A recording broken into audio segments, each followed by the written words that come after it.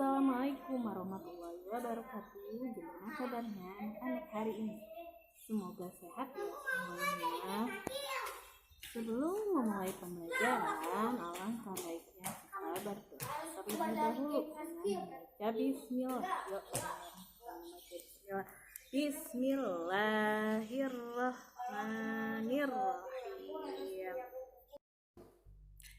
Nah, hari ini kita akan belajar tentang arti kecap sabalikna atau bisa disebut juga antonim.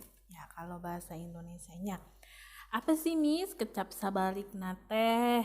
Nah, kecap sabaliknanya eta kecap nu ngabogaan harti sabalikna tina kecap nu lainna. Nah, jadi kata yang mempunyai arti sebaliknya dari kata yang lainnya ya, berbalik berbalik arti dari kata yang satunya atau yang lainnya. Nah, nanti kita ambil contoh ya. Nah, lihat contohnya seperti ini. Nah, coba buka buku halaman 40. Nah, coba dilihat tuh ada contoh indit dan mulang. Nah, indit itu apa artinya? Pergi. Kalau mulang itu apa? Pulang atau datang. Ya, di sini ada contoh kalimatnya. Yang pertama, ada kata indit ya. Kuring indit ka sakola. Saya pergi ke sekolah. Nah, contoh kalimat kedua yaitu mulang.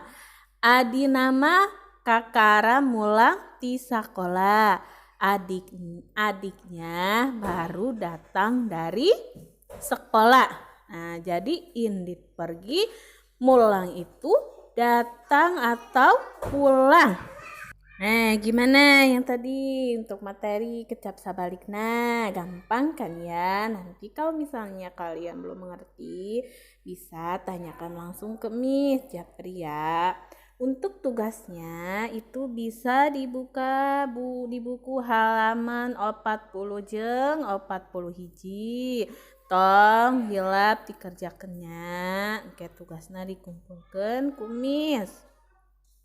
Miss tunggu sampai besok. Miss tunggu sampai besok pagi ya untuk tugasnya. Terima kasih semuanya. Miss ucapkan wassalamualaikum warahmatullahi wabarakatuh.